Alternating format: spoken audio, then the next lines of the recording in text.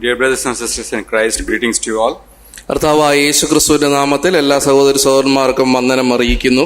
And we entered 2025 12 days back. 12 ദിവസങ്ങൾക്ക് മുമ്പ് 2025 എന്ന് പറയുന്ന പുതുവർഷത്തിലേക്ക് നാം കടന്നുവല്ലോ. And 2024 we lost some of our beloved ones. 2024 എന്ന് പറയുന്ന വർഷങ്ങൾ നമുക്ക് ഏറ്റവും അടുത്ത ചില സഹോദരങ്ങൾ നഷ്ടപ്പെടുകയുണ്ടായി, ഈ ലോകത്തിൽ നിന്ന് മാറ്റപ്പെട്ടു. And in the new year we might have taken new resolutions and new things to be done like that we might have taken, and everybody used to take the new resolutions in the new years. ഈ പുതുവർഷത്തിൽ നമ്മൾ എല്ലാവരും തന്നെ ഒരു പക്ഷേ പുതിയ തീരുമാനങ്ങളും പുതിയ ആഹ്വാനങ്ങളും പുതിയ കാര്യങ്ങളൊക്കെ ചെയ്യണമെന്നുള്ള തീരുമാനത്തിലോ അല്ലെങ്കിൽ തീരുമാനം എടുക്കേണ്ടതും ആയിട്ടുള്ള സന്ദർഭത്തിലൂടെയാണല്ലോ നാം ആയിരിക്കുന്നത്. Today I just wish to share some of the few verses from the life of Isaac. ഇസ്ഹാക്കിനോടുള്ള ബന്ധത്തിൽ തന്റെ ജീവിതത്തിലെ ചില കാര്യങ്ങൾ നിങ്ങളുടെ മുമ്പാകെ വെക്കണമെന്നാണ് ഞാൻ ആഗ്രഹിക്കുന്നത്. And sometimes we come across some of the sudden issues beyond imagination that happens in our life. നമ്മുടെ ജീവിതങ്ങളിൽ നാം ഊഹിക്കുന്നതിനപ്പുറമായ ചില സംഭവങ്ങളോ പ്രശ്നങ്ങളോ നമ്മുടെ ജീവിതത്തിൽ വന്നുപെടുന്ന സാഹചര്യങ്ങൾ ഉണ്ടാകാറുണ്ട്. Yesterday I am remembering one of my friend, my batchmate has sent a message to me. സഹോദരന്റെ കൂടെ പഠിച്ചിരുന്ന ഒരു സഹോദരൻ കഴിഞ്ഞ ദിവസം ഒരു മെസ്സേജ് സാറിന് അയക്കുകയുണ്ടായി. Now he is settled in US in a good job. US എന്ന് പറയുന്ന സ്ഥലത്ത്, യുഎസില് അദ്ദേഹം ഒരു നല്ല ജോലി സ്ഥലത്ത് പോയിരിക്കുന്നു. And almost all after 30 years he is disclosing what all happened in his college life. 30 വർഷങ്ങൾക്ക് ശേഷം തന്റെ കോളേജ് ലൈഫിൽ അന്ന് സംഭവിച്ച കാര്യങ്ങളെ കുറിച്ച് തുറന്ന് പറയുകയുണ്ടായി. He says that while before joining in the professional college, that is almost he is 17 when we complete our +2 and joining the next professional course. At the age 3 months before joining the college, his father expired. തന്റെ 17 വയസ്സ് കഴിഞ്ഞ് കോളേജിലേക്ക് പ്രവേശിക്കുന്നതിന് തൊട്ട് മുമ്പുള്ള ചില മാസങ്ങൾക്ക് മുമ്പ് തന്റെ പിതാവ് ഈ ലോകത്തു നിന്ന് മാറ്റപ്പെട്ടു. And just the freshest day after joining the college, the freshest day when all the celebrations are happening, he came to know that his mother is diagnosed with a cancer. College join ചെയ്ത് അതിന്റെ freshers day നടക്കുന്ന ആ ഒരു സമയത്ത് തന്റെ മാതാവിന് cancer ആണെന്ന് ഉള്ള ഒരു അറിവ് കിട്ടുവാനായിട്ട് ഇടയായി. There are 3 siblings in the family. 3 സഹോദരങ്ങളാണ് അവരുടെ കുടുംബത്തിലുള്ളത്. One is at the time when these things are happening, his brother, he selected as a civil servant but he resigned from it. ഒരു സഹോദരൻ സിവിൽ സർവന്റ് ആയിട്ട് selection കിട്ടിയതാണ്, എന്നാൽ അദ്ദേഹം അതിൽ നിന്ന് റിസൈൻ ചെയ്തു. Another is selected as studying in doctor and he joined in agriculture college. Agriculture കോളേജിൽ നിന്ന് ഡോക്ടർ ആയിരുന്നു അദ്ദേഹം, അഗ്രികൾച്ചർ കോളേജിൽ പഠിക്കുകയുണ്ടായി. And while I am telling all these things happened at the age of 17 years and suddenly entire family is unsettled. ഈ സംഭവ വികാസങ്ങൾ നടക്കുന്ന സമയത്ത് ആ കുടുംബത്തിൽ തന്നെ ആഘാതം ഇത് ഏൽപ്പിക്കുവാനായിട്ട് ഇടയായി തീർന്നു. And today he says that all these events happened to me so that I have learned so many things in my life. ഇങ്ങനെ പ്രശ്നങ്ങൾ ഉണ്ടായ സമയത്ത് അനേക പാഠങ്ങൾ എനിക്ക് പഠിക്കുവാനായിട്ട് ഇടയായി എന്ന് അദ്ദേഹം പറയുകയുണ്ടായി. Because he disclosed almost after 30 years these things. ഈ കാര്യങ്ങളൊക്കെ 30 വർഷങ്ങൾക്ക് ശേഷമാണ് താൻ തുറന്നു പറയുവാനായിട്ട് ഇടയായത്. Because some of the events that happens in our life are all good for us if we feel everything happens, all are good for us. നമ്മുടെ ജീവിതത്തിൽ പല കാര്യങ്ങൾ സംഭവിക്കുകയും പല കാര്യങ്ങൾ നടക്കുകയൊക്കെ ചെയ്യുമ്പോഴും അതെല്ലാം നമ്മുടെ നന്മയ്ക്കായിട്ടും നല്ലതിനു വേണ്ടി മാത്രമാക്കി തീർക്കുകയാണ്. And like that, what happened in the events in the life of Isaac, I want to just share few events from the life of Isaac and what are the spiritual lessons we can learn from his life. ഇസ്ഹാക്കിന്റെ ജീവിതത്തോടുള്ള ബന്ധത്തിൽ ചില ആത്മീയ പാഠങ്ങൾ നമുക്ക് ഉൾക്കൊള്ളാൻ സാധിക്കുന്ന കാര്യങ്ങൾ നിങ്ങളുടെ മുമ്പാകെ വെക്കണമെന്നാണ് ഞാൻ ആഗ്രഹിക്കുന്നത്. Just we'll turn to Genesis chapter 26. അതിനായിട്ട് ഉൽപ്പത്തി പുസ്തകം 26-ാമത്തെ അധ്യായത്തിലേക്ക് നമുക്ക് തിരിയാം. 26 verse chapter 1 onwards. Chapter 26 verse 1 onwards long. We're going reading. It is a self-explanatory most of the time, but few points I will point out and I will learn some few things. 26 അധ്യായം മുഴുവനായിട്ട് ഞാൻ വായിക്കുവാനായിട്ട് ആഗ്രഹിക്കുന്നു. ഉൽപ്പത്തി പുസ്തകം 26 അധ്യായം. അബ്രഹാമിന്റെ കാലത്തുണ്ടായ മുമ്പിലത്തെ ക്ഷാമം കൂടാതെ പിന്നെയും ആ ദേശത്തൊരു ക്ഷാമം ഉണ്ടായി. അപ്പോൾ ഇസ്ഹാക്ക് ഗെരാറിൽ ഫെലിസ്തീനയുടെ രാജാവായ അബീമേലെക്കിന്റെ അടുക്കൽ പോയി. യഹോവ അവന് പ്രത്യക്ഷനായി അരുളി ചെയ്തതെന്തെന്നാൽ, നീ മിസ്രൈമിലേക്ക് പോകരുത്, ഞാൻ നിന്നോട് കൽപ്പിക്കുന്ന ദേശത്ത് പാർക്കാം, ഈ ദേശത്ത് താമസിക്കുക, ഞാൻ നിന്നോട് കൂടെ ഇരുന്ന് നിന്നെ അനുഗ്രഹിക്കും, നിനക്കും നിന്റെ സന്തതിക്കും ഈ ദേശമൊക്കെയും തരും, നിന്റെ പിതാവായ അബ്രഹാമിനോട് ഞാൻ ചെയ്ത സത്യം നിവർത്തിക്കും. അബ്രഹാം എന്റെ വാക്ക് കേട്ട് എന്റെ നിയോഗം, കൽപ്പനകളും ചട്ടങ്ങളും പ്രമാണങ്ങളും ആചരിച്ചതുകൊണ്ട് ഞാൻ നിന്റെ സന്തതിയെ ആകാശത്തിലെ നക്ഷത്രങ്ങൾ പോലെ വർദ്ധിപ്പിച്ച് നിന്റെ സന്തതിക്ക് ഈ ദേശമൊക്കെയും കൊടുക്കും. നിന്റെ സന്തതി മുഖാന്തരം ഭൂമിയിലെ സകല ജാതികളും അനുഗ്രഹിക്കപ്പെടും.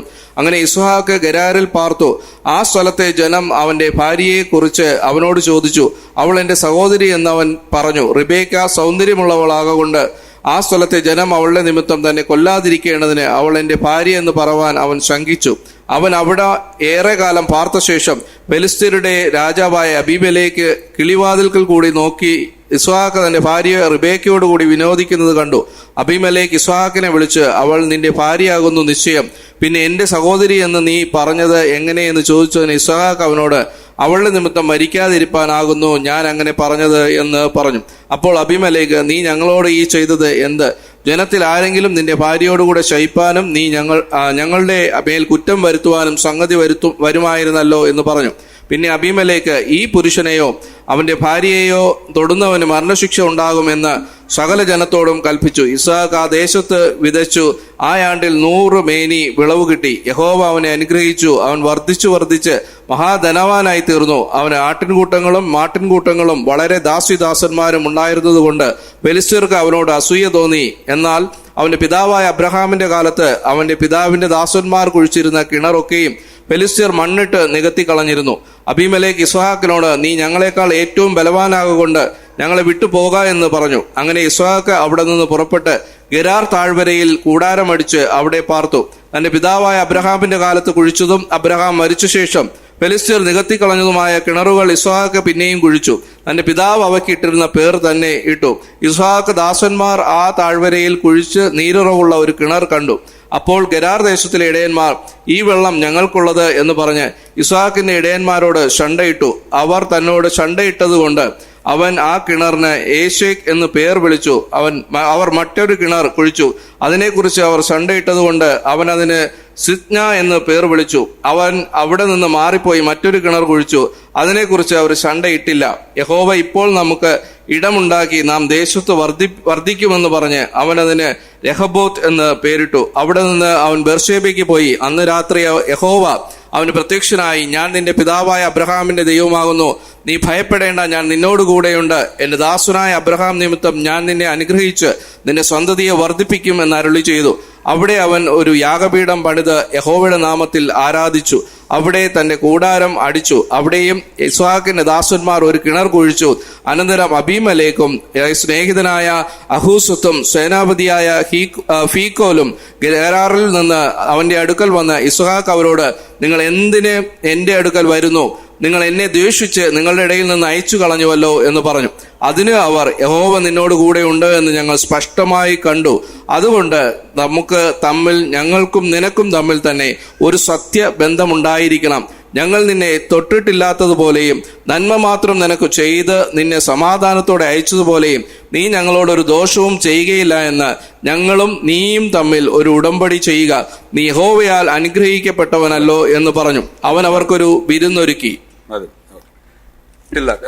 This is almost we read the entire chapter. ഈ അധ്യായം മുഴുവനായിട്ട് തന്നെ ഏകദേശം നമ്മൾ വായിച്ചു കഴിഞ്ഞതാണല്ലോ.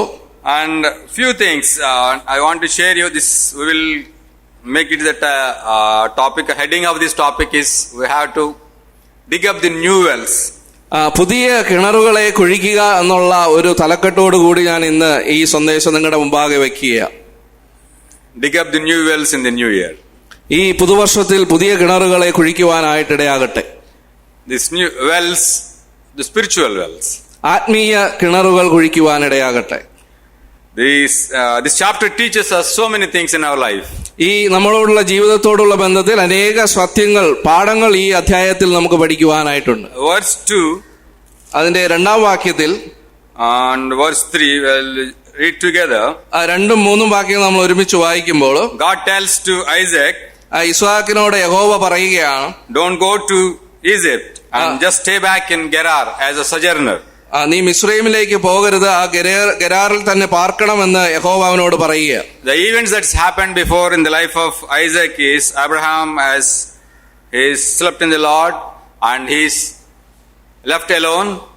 അബ്രഹാം താൻ കർത്തൃസന്നിധി ചേർക്കപ്പെട്ട അത് കഴിഞ്ഞ് ഇസ്ഹാക്ക് തനിയായിരിക്കുന്ന ഈ സമയത്ത് and he is alone. അവൻ ഒറ്റയ്ക്കാണ്. Imagine he may be around 70 or 80 years of old. ഒരു പക്ഷേ അവന് 70-80 വയസ്സ് ആ ഒരു സമയത്തുണ്ടായിരിക്കാം. He has two small children. രണ്ട് ചെറിയ പൈതങ്ങൾ അവനുണ്ട്.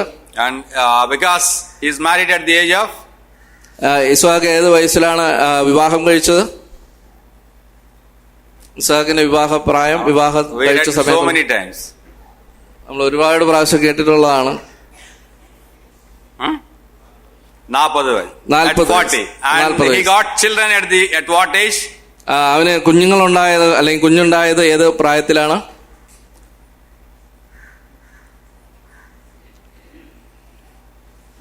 60. 20 years gap is there. 60-ാമത്തെ വയസ്സിലാണ്, 20 വർഷം കഴിഞ്ഞിട്ടാണ്. At what age of Abraham Isaac was born? അബ്രഹാമിന് എത്ര വയസ്സിലാണ് ഇസ്ഹാക്ക് ജനിക്കുന്നത്? സംശയത്തിൽ പറയാം. At the age of 100. At 100 വയസ്സ്. How many years Abraham lived? എത്ര വയസ്സ് വരെ അബ്രഹാം ജീവിച്ചിരുന്നു? 175. 175 വയസ്സ് വരെ. അപ്പോ then what is the age of Isaac? ആ സമയത്ത് at the time of death of his father? 75 years. അബ്രഹാമിന്റെ മരിക്കുന്ന സമയത്ത് ഇസ്ഹാക്കിന്. And one more, what is the age of Sarah, his mother, when Isaac was born? Ishaq ജനിക്കുമ്പോ സാറയുടെ വയസ്സ് എത്രയായിരുന്നു? 90. 90 വയസ്സ്. How many years she lived? എത്ര വയസ്സ് വരെ ജീവിച്ചു?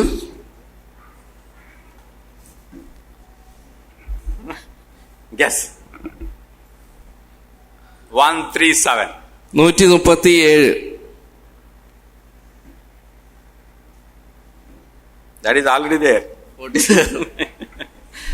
So this is the background of Isaac. Isaac is almost all, he may be when the children was born, he has experiences of 20 years he don't have children. He waited 20 years and all the experiences he has is that his father might have told so many things, all the things that what happened to him, what God has told, what has done, God has done in the life of Abraham. Abraham might have told so many stories to Isaac and everything is in his mind.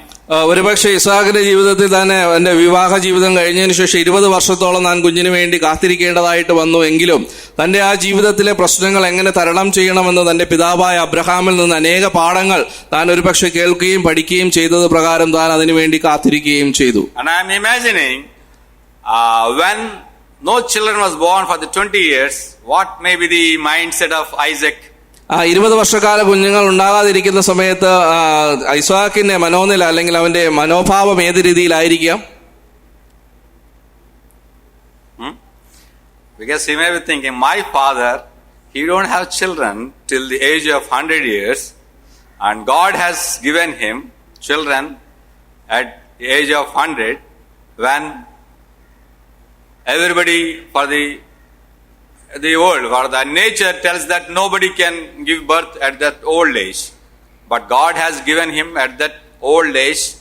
And almost Paul says, when the body is dead, God has given life. തന്റെ പിതാവായ അബ്രഹാമിൽ നിന്ന് താൻ അറിഞ്ഞ പാഠങ്ങളെന്ന് പറയുന്നത് 100-ാം വയസ്സിൽ മറ്റുള്ളവരൊക്കെയും എഴുതി തള്ളിയിരുന്ന പ്രായത്തിൽ പോലും തനിക്ക്, അല്ലെങ്കിൽ പൗലോസ് പുതിയ നിയമത്തിൽ നാം കാണുന്ന പോലെ ആ ശരീരം നിർജീവമായ ആ അവസ്ഥയിൽ പോലും ദൈവത്തിന് പിതാവിന് മകനെ കൊടുക്കുവാനായിട്ട് ദൈവം പ്രസാദിച്ചു എന്നുള്ള ചിന്ത തന്നെ ഭരിച്ചിട്ടുണ്ടായിരിക്കും. Same thing with Sarah also. സാറയെ സംബന്ധിച്ചിടത്തോളം അത് തന്നെയാണ്. And Isaac might have told to Rebekah, What all things happened in his life. ഇസാക്കും തന്റെ ഭാര്യയോട് റിബേക്കയോടോ അത് തന്നെയായിരിക്കും പറഞ്ഞിട്ടുള്ള. Imagine, these are the things that is all happened in his life. ഇതെല്ലാം God is able to bring a life even from the death. ആ മരണത്തിൽ നിന്ന് പോലും കർത്താവിന് അല്ലെങ്കിൽ യഹോവയ്ക്ക് ജീവൻ നൽകുവാനായിട്ട് സാധിക്കുമെന്നുള്ള ആ സത്യം അല്ലെങ്കിൽ ആ പാഠം അവർ പങ്കുവച്ചിട്ടുണ്ടാവും. So that may be the thing that is behind him, even though there is no children for the 20 years. 20 വർഷമായിട്ട് അവർക്ക് കുഞ്ഞുങ്ങളൊന്നും തന്നെ ഇല്ല. He got very much comforted by what all happened in historically in his family, that his father, what happened to his father, what happened in the same life. So he is so much comforted that God will give children at any point of time. ദൈവം അവർക്ക് ഏത് ജീവിതത്തിന്റെ ഏത് സാഹചര്യത്തിൽ എത്ര സമയം കഴിഞ്ഞാലും ദൈവം അവർക്ക് കുഞ്ഞുങ്ങളെ നൽകുമെന്നുള്ള ആ പാഠം, വലിയ സത്യം അവരുടെ മാതാപിതാക്കളിൽ നിന്ന് അവർ കേൾക്കുവാൻ അത് അവർക്ക് വലിയ ആശ്വാസമായി തീരുകയും ചെയ്തിട്ടുണ്ടാവും. And here there is a famine in the land ഇവിടെ ഒരു where they are staying up. അവർ ആ ദേശത്ത് പാർക്കുമ്പോൾ അവിടെ അദ്ദേഹത്തിന്റെ ആദ്യം പറയുന്നുണ്ട് അവിടെ ഒരു ക്ഷാമം ഉണ്ടാവുകയാണ്. And he went to Philistine king Abimelech. അബിമേലെക്കിന്റെ സ്ഥലമായിട്ടുള്ള മിസ്രയീം ദേശത്തേക്ക് താൻ പോകരുതെന്ന് പറഞ്ഞ ആ ദേശത്ത് അവർ പാർക്കുന്നു. And God appeared to him and he told he should live as a sojourner. ദൈവം അതിൽ ഇടപെടുകയും അവനോട് അത് മുടക്കുകയും അല്ലെങ്കിൽ കാര്യം പറഞ്ഞ് മനസ്സിലാക്കി. And God reminding Isaac, see your father how he is. Reminding Isaac and reminding him about his father's nature. തന്റെ ദൈവം യഹോവയായ ദൈവം അവനോട് പറയുകയാണ്, തന്റെ പിതാവിനോട് താൻ ചെയ്ത കൽപ്പനകളോ അല്ലെ വാക്തത്വങ്ങളെ കുറിച്ചും ഒക്കെ ഓർമ്മപ്പെടുത്തി ഇസ്ഹാക്കിനോട് ഓർമ്മപ്പെടുത്തി കൊടുക്കുന്ന രംഗം നമുക്ക് അവിടെ കാണുന്നുണ്ട്. And verses 4 and 5.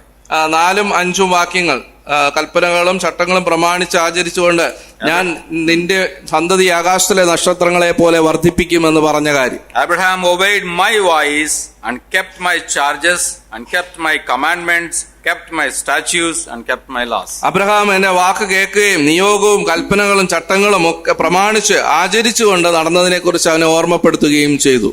And so that since he has done all these things, then there is a promise, eternal promise is there with Abraham, so I will also, the same promise will be with you also. അബ്രഹാമിനോടുള്ള ബന്ധത്തിൽ ആ വലിയ നിത്യതയോളമുള്ള ആ വാഗ്ദത്തത്തെ അവിടെ reveal ചെയ്യുകയും അബ്രഹാമിനോട് പറഞ്ഞത് അത് നിന്നിലൂടെയും ഞാൻ നിവർത്തിക്കുമെന്ന് പറഞ്ഞ് ഇസ്ഹാക്കിനോട് പറയുകയാണ്. And so Isaac has accepted and he obeyed the commandment of the God. ആ രീതിയിൽ ഇസ്ഹാക്ക് യഹോവ പറഞ്ഞത് പൂർണ്ണമായിട്ട് അവിടെ അനുസരിക്കുന്നത് നമുക്ക് അവിടെ കാണുവാനായിട്ട് സാധിക്കും. And he lived in Gerar. അവന് ഗെരാറിൽ തന്നെ പാർക്കുവാനായിട്ട് തീരുമാനിക്കുക. And there already we read what happened there. അവിടെ എന്താ സംഭവിച്ചതെന്നുള്ളത് നമ്മൾ പ്രാരംഭത്തിൽ വായിച്ചു കേട്ടതാണല്ലോ. And verses 12.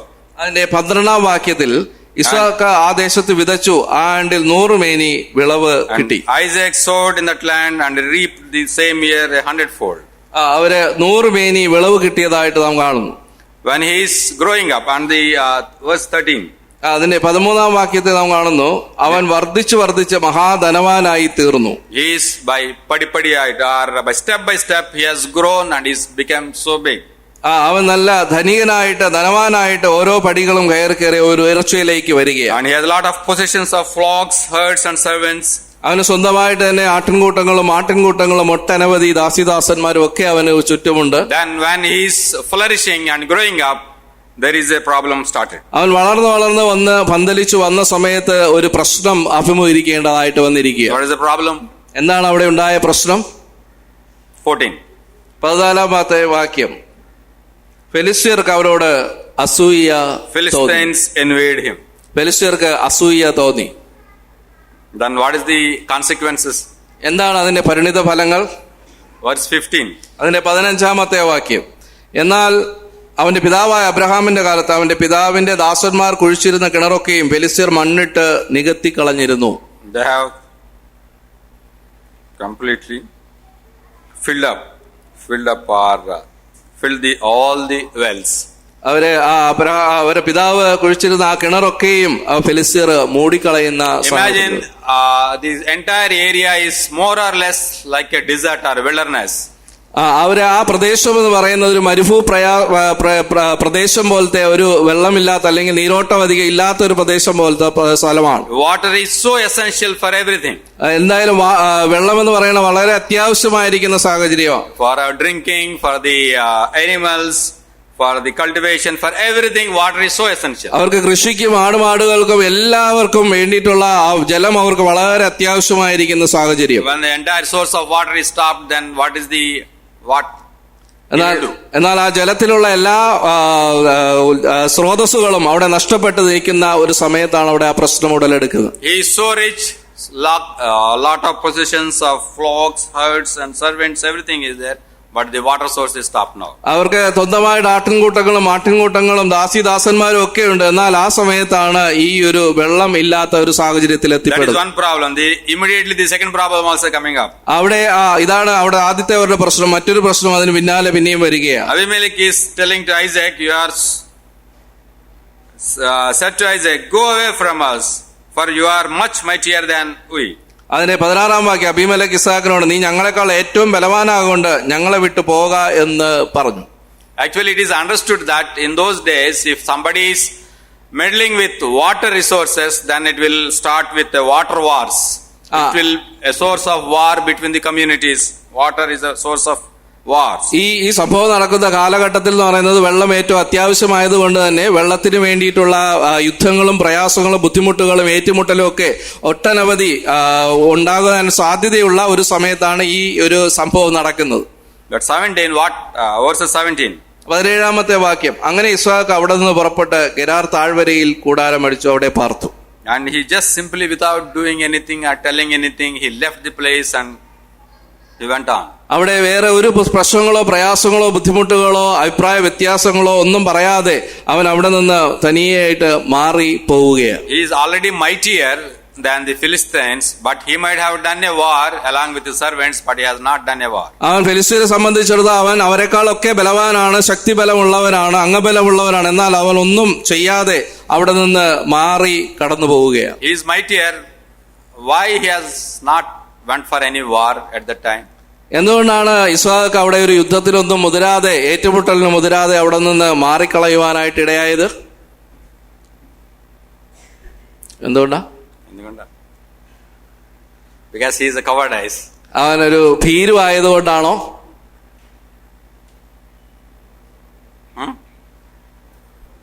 Because God is with him and God's voice might have told him that you just go on, I will take care of these fellows. ദൈവത്തിന്റെ ശബ്ദവും ദൈവത്തിന്റെ ലീഡിങ്ങും നടത്തിപ്പും അവനുണ്ടായിരുന്ന ദൈവം അവരെ ഞാൻ നോക്കിക്കൊള്ളാം എന്നുള്ള രീതിയിൽ ദൈവത്തിന്റെ നടത്തിപ്പ് തനിക്ക് കൃത്യമായി ലഭിച്ചിരുന്നത് കൊണ്ടായിരിക്കണം താൻ തീർച്ചയായിട്ടും അവിടെ നിന്ന് ആ രീതിയിൽ മാറിപ്പോയത്. If we are in this position, we might have went for war. നാം ആ സ്ഥാനത്തായിരുന്നുവെങ്കിൽ ഒരുപക്ഷെ നാം എന്ത് സ്റ്റെപ്പ് അതിനു വേണ്ടി എടുക്കുമായിരുന്നു? നാം ഒരുപക്ഷെ ഏറ്റുമുട്ടലിലേക്ക് പോകുമായിരുന്നില്ലേ? But he has not went for that. But എന്നാൽ ഇസ്ഹാക്ക് ആ രീതിയിൽ പോയില്ല. അവന് അവിടെ നിന്ന് മാറി താമസിക്കുക. Then verse 18. 18-ാമത്തെ വാക്യം, 18, 19, 20. Then what all the things that has happened? They have again on 18.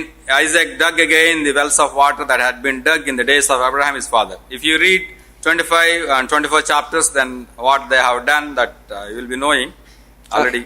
24-25 വാക്യങ്ങൾ നിങ്ങൾ വായിച്ചു കഴിഞ്ഞാൽ ഇതെന്താ സംഭവിച്ചിരുന്നത് എന്നുള്ളതിനെ കുറിച്ച് നമുക്ക് വ്യക്തമായ ചിത്രം അവിടെ ലഭിക്കും. 18, 19, 20 വാക്യങ്ങൾ നമ്മൾ അവരെ എന്താണ് ചെയ്തത് എന്നുള്ളത്, ഇസ്ഹാക്കും അവരുടെ കൂട്ടർ എന്താ ചെയ്തത് എന്നുള്ളത് നമ്മൾ വായിക്കുന്നുണ്ട്. 18, 19, 20, 21. First they have done. First one is at Esek. They have dug water. Again they have closed it. So they named it Esek. And again the second well they have dug a well and they named it as a Sitna. Again they have closed the well. The third is Rehoboth. Then only they have stopped the fighting. They have not done for any. They have not come for closing the well. ഫെലിസ്ത്യർ നികത്തിക്കളഞ്ഞ ആ കിണറുകളൊക്കെ ഇസ്ഹാക്കും കൂട്ടരും ചേർന്ന് അത് തിരിച്ച് പിന്നെയും കുഴിക്കുകയും അവരത് പേരിടുകയും പിന്നെ അവർ അതിന്റെ പേരിൽ ശണ്ടയിടുന്നു. പിന്നെയും അവർ മാറിപ്പോയി പിന്നെ അടുത്ത കിണർ കുഴിക്കുന്നു. അവിടെ തന്നെ സിത്ന എന്ന് ഏശക്ക് എന്ന് പേരിടുന്നു. അത് കഴിഞ്ഞ് പിന്നെയും അവിടെയും വഴക്കുണ്ടായി. അടുത്ത കിണർ കുഴിക്കുന്നു, അതിന് അവിടെയും വഴക്കുണ്ടാവുന്നു. ഷണ്ടയിട്ടതുകൊണ്ട് സിത്ന എന്ന് പേരിട്ട് അവർ പിന്നെയും അടുത്ത സ്ഥലത്തേക്ക് പോകുന്നു. രഹബോത്ത് എന്ന് പറയുന്ന സ്ഥലത്തെത്തി അവര് കിണർ കുഴിച്ച് അവിടെ പ്രശ്നങ്ങളൊന്നും ഇല്ലാതെ മുന്നോട്ട് പോകുന്ന സമയം. After 1, 2, 3, after the third well, they stop. Then there is no infighting, or there is no further fighting for closing or filling the wells.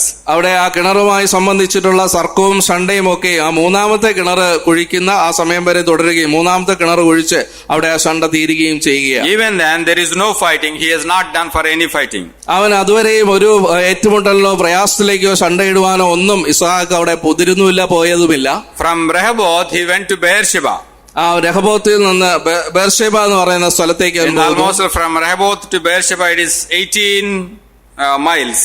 ഈ രഹബോത്ത് എന്ന് പറയുന്ന സ്ഥലത്ത് തൊട്ട് ബേർഷേബ വരെയുള്ള ദൂരം എന്ന് പറയുന്നത് 18 മൈൽ ദൂരമാണ്. If you read 23, 24 and 25, what are the events that has happened? 23, 24, 25 വാക്യങ്ങൾ നിങ്ങൾ വായിച്ചു നോക്കിയാൽ അവിടെ നടക്കുന്ന സംഭവ വികാസങ്ങൾ കാണുവാനായിട്ട് കഴിയും. At Beersheba God has appeared to him. ബേർഷേബയിൽ വെച്ച് ദൈവം അവന് പ്രത്യക്ഷനാകുന്നു. And again he is reminding that I am the God of Abraham your father, fear not, I am with you and I will bless you and multiply your offsprings for my servants Abraham's sake. അവിടെ ദൈവം അവനെ പിന്നെയും ഓർമ്മിപ്പിക്കുകയാണ്, ഭയപ്പെടേണ്ട, ഞാൻ നിന്നോട് കൂടെയുണ്ട്, എന്റെ ദാസനായ അബ്രഹാം നിമിത്തം ഞാൻ നിന്നെ അനുഗ്രഹിച്ച് നിന്നെ സന്തതിയെ വർദ്ധിപ്പിക്കും എന്ന് അരുളി ചെയ്തു. Then what he has done? എന്നിട്ട് എന്താണ് അവൻ അവിടെ ചെയ്യുന്നത്? He built an altar. അവൻ അവിടെ ഒരു യാഗപീഠം പണിതു. And he built a tent, he pitched a tent. അവൻ അവിടെ ഒരു കൂടാരം അടിച്ചു. And he dug a well. അവിടെ ഒരു കിണർ അവൻ കുഴിക്കുക. The altar is for whom? ഈ യാഗപീഠം ആർക്ക് വേണ്ടിയിട്ടാ? ആർക്ക് വേണ്ടിയിട്ടാ?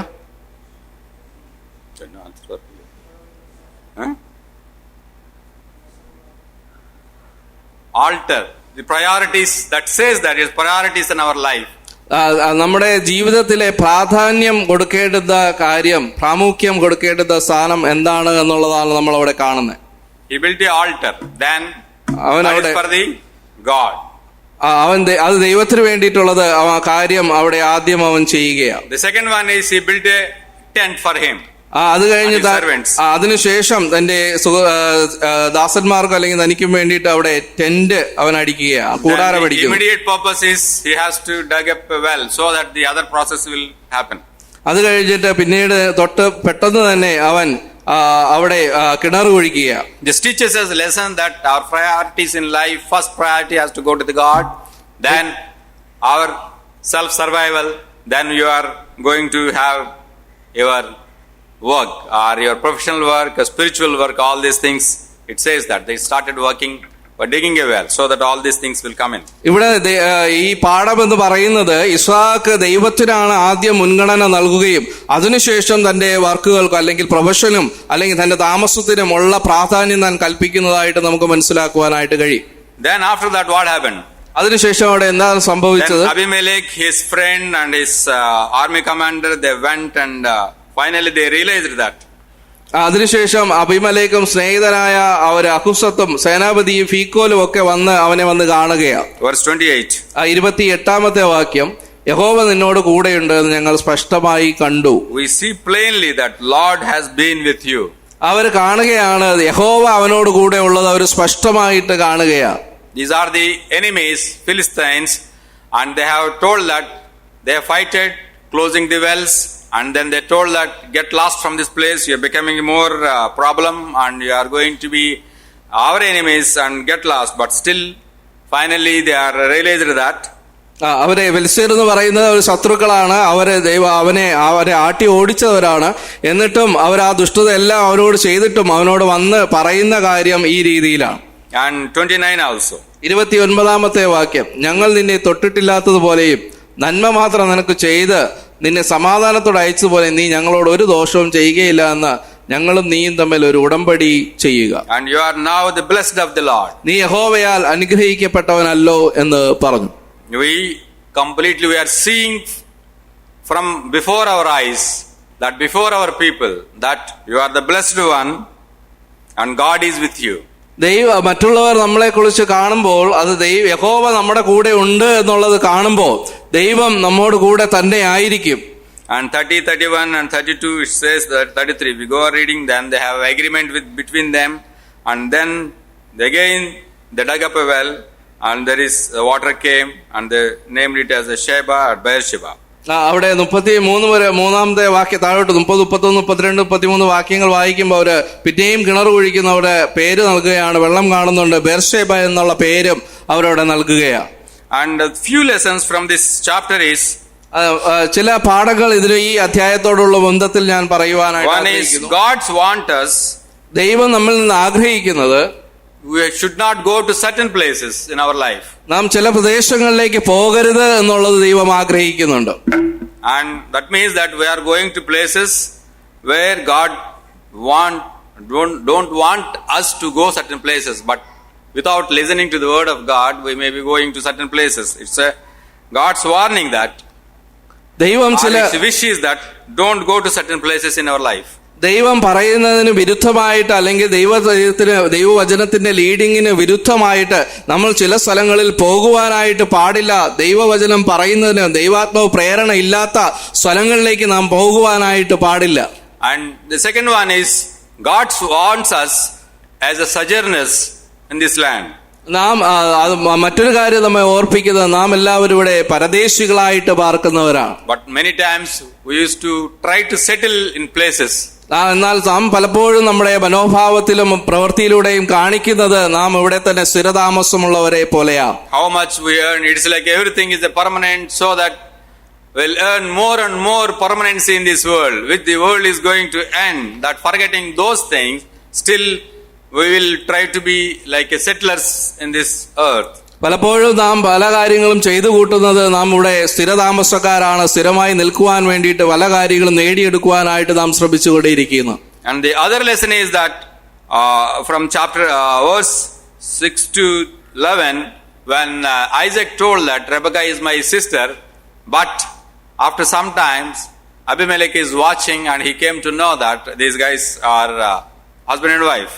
6 മുതലുള്ള വാക്യങ്ങൾ കാണുന്നുണ്ട്. അബീമേലെക്കിനോട് താൻ കള്ളം പറയുകയും അതിനുശേഷം അബീമേലെക്ക് അത് കള്ളമായിരുന്നു എന്ന് മനസ്സിലാക്കി അവനോട് എടുത്തു വരുന്നതും കാണുന്നുണ്ട്. And verse 28 and 29 also says that we know from our eyes, we have seen and we have observed that you are the blessed man and God is with you. അവിടെ കാണുന്നുണ്ട്, യഹോവ നിന്നോട് കൂടെ ഉണ്ട് എന്ന് മറ്റുള്ളവർ അവന്റെ ജീവിതം നോക്കി കണ്ട് മനസ്സിലാക്കുന്നത് നാം അവിടെ കാണുകയാണ്. What it says that our enemies are our unbelievers, are our neighbors, everybody will be watching us.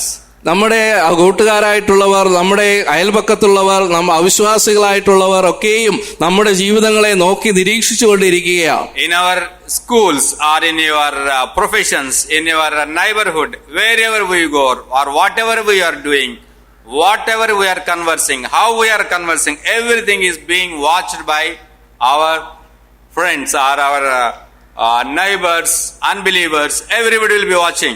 നമ്മുടെ സുഹൃത്തുക്കൾ, നമ്മുടെ സ്കൂളിലൂടെ പഠിക്കുന്നവർ, അല്ലെങ്കിൽ കോളേജിൽ പഠിക്കുന്നവർ, ജോലി സ്ഥലത്തുള്ളവർ, അയൽപക്കത്തുള്ളവർ എല്ലാവരും തന്നെ നാം ഏത് രീതിയിൽ പ്രവർത്തിക്കുന്നു, ഏത് രീതിയിൽ സംസാരിക്കുന്നു, ഏത് രീതിയിൽ തീരുമാനമെടുക്കുന്നു, ഏത് രീതിയിൽ സംസാരങ്ങൾ മനോഭാവങ്ങളായി തീരുന്നു എന്നുള്ളതൊക്കെയും ഇവർ നിരീക്ഷിച്ചുകൊണ്ടേയിരിക്കുന്ന വസ്തുതയാണ്. And we have to be very, very careful in our behavior. നമ്മുടെ സ്വഭാവത്തിൽ നാം വളരെ ശ്രദ്ധിക്കേണ്ടത് ആവശ്യമാണ്. And here, one of the lesson is that we have to be patient enough in our life. നമ്മുടെ ജീവിതത്തിൽ മറ്റൊരു പാഠം ഇതിൽ നിന്ന് പറയാം, നമ്മുടെ ജീവിതത്തിൽ നാം ക്ഷമയുള്ളവരായിരിക്കണം. And Isaac has not taken any hasty decisions. ഒരു ധൃതി പിടിച്ചിട്ടുള്ള ഒരു തീരുമാനങ്ങളും താൻ എടുക്കുവാനായിട്ട് മുതിർന്നില്ല എന്നുള്ളത് നാം അവിടെ വായിക്കുന്നുണ്ട്.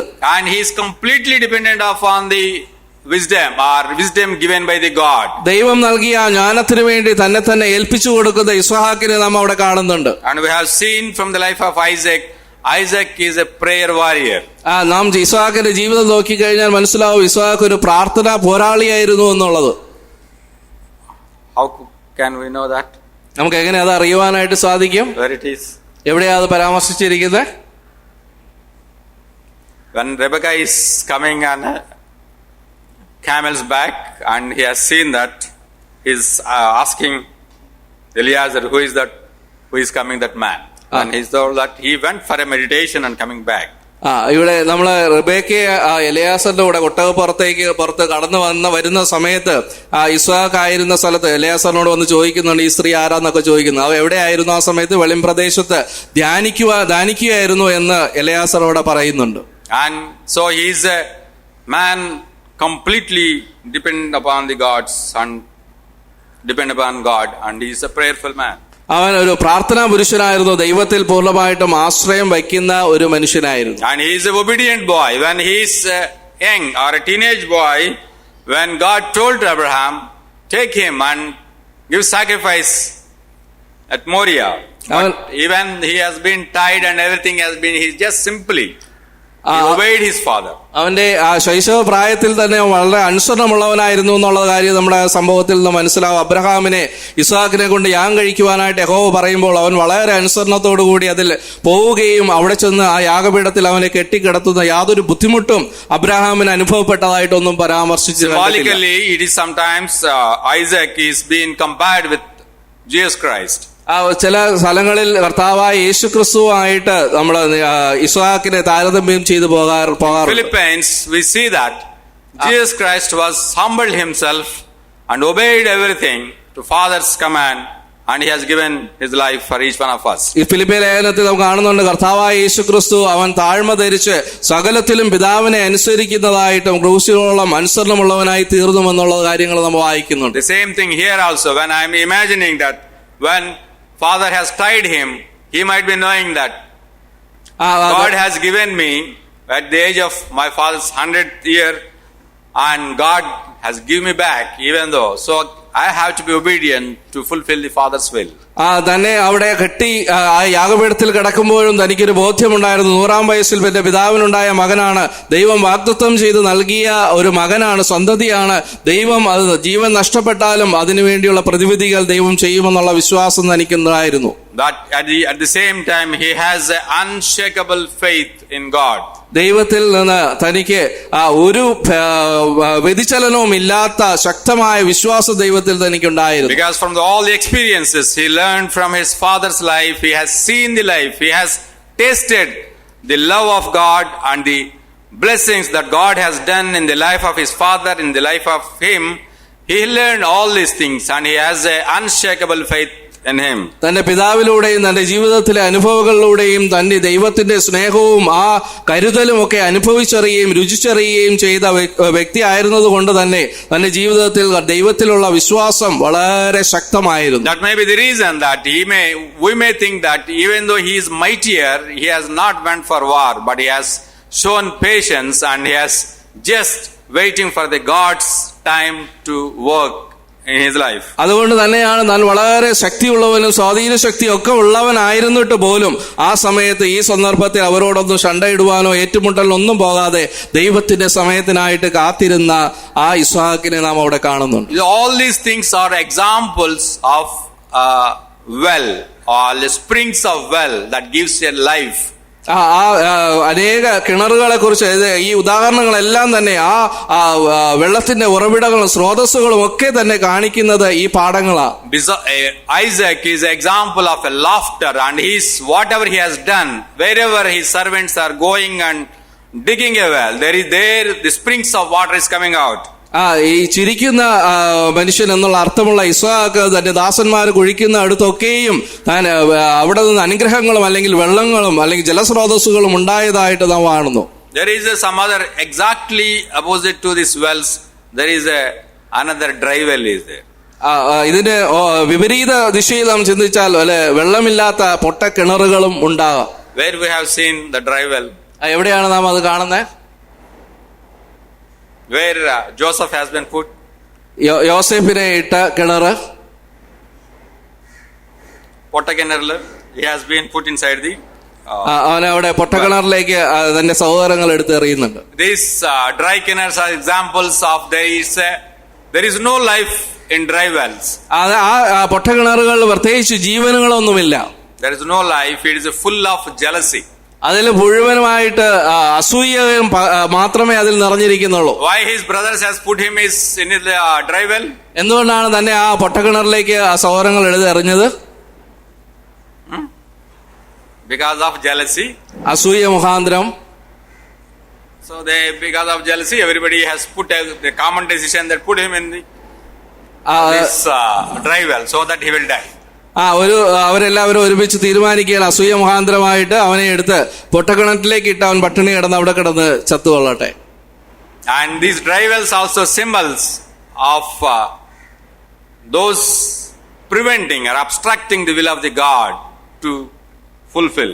ഈ പൊട്ടക്കിണറുകൾ കാണിക്കുന്നത് തന്നെ ദൈവഹിതത്തിന് എതിരായിട്ടുള്ള ചില കാര്യങ്ങളെയും ജീവനില്ലാത്ത കാര്യങ്ങളെയും കാണിക്കുക.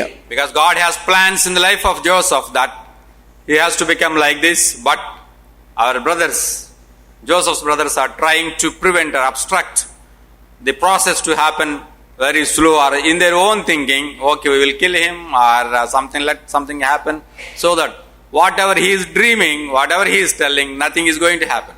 ദൈവഹിതത്തിന് വിരോധമായിട്ട് ആ സഹോദരങ്ങൾ മുഴുവനായിട്ട് അവനെ ജീവിക്കുവാൻ അനുവദിക്കാത്ത രീതിയിൽ അവനെ അവിടെ ആ പൊട്ടക്കിണറ്റിലേക്ക് എറിഞ്ഞ് ദൈവഹിതത്തിന് എതിരായിട്ട് പ്രവർത്തിക്കുവാനായിട്ട് ആ സഹോദരങ്ങൾ ഒക്കെയും അവനെ കിണറ്റിൽ ഇട്ട് കളയുകയും ദൈവത്തിന്റെ പദ്ധതികൾ നശിപ്പിക്കുവാനായിട്ട് അവരവിടെ ശ്രമിക്കുക. And in the dry wells there is no love at all. ആ പൊട്ടക്കിണറ്റിൽ ഒരിക്കലും സ്നേഹത്തിന്റെ അംശങ്ങളൊന്നും തന്നെ ഇല്ല. Because where the brotherly love or sisterly love, there is no such love happens in places where there is a dry wells. ആ പൊട്ടക്കിണറുകൾ ഉള്ള സ്ഥലങ്ങളിൽ ഒന്നും സാഹോദര്യ സ്നേഹങ്ങളൊന്നും തന്നെ ഇല്ല. If there is a love, they might have not put him in the dry well. അവിടെ സ്നേഹമന്തിന്റെ അംശം ഉണ്ടായിരുന്നുവെങ്കിൽ അവനെ അവിടെ പൊട്ടക്കിണറ്റിലേക്ക് എറിയത്തില്ലായിരുന്നു. And there is enmity in the dry wells. അതുപോലെ തന്നെ ശത്രുത ഈ പൊട്ടക്കിണറുകളിലുണ്ട്. That's why Philistines always want to fill up or fill all the wells which has been dug. ആ കുഴിച്ച കിണറുകളൊക്കെയും അതുകൊണ്ടാണ് ശത്രുത മുഖാന്തരമായിട്ട് ഫെലിസ്ത്യരൊക്കെയും അത് മൂടിക്കളയുവാനായിട്ട് ഇടയായത്. And these dry wells, pits are symbol of eternal death.